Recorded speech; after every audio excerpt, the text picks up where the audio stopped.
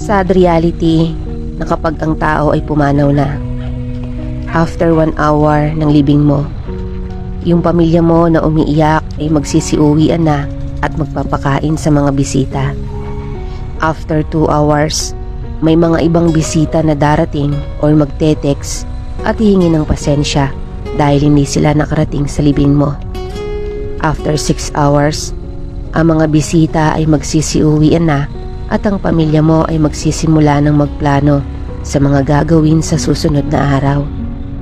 After 24 hours, yung naiwan mong cellphone ay may mga message na darating sa pag-aakala nila na buhay ka pa.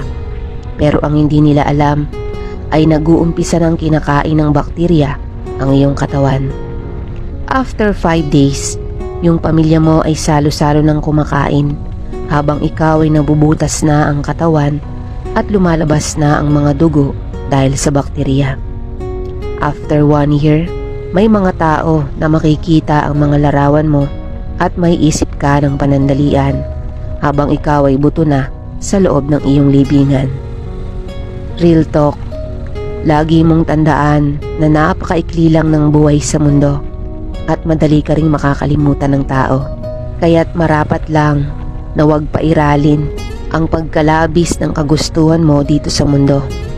Huwag puro ka-estresan ang gawin mo dahil sa ayaw at sa gusto mo, lilisan ka rito. Dahil darating ang araw na nasa ilalim ka na ng libingan mo at di ka na nila maaalala. Kaya huwag sayangin ang buhay.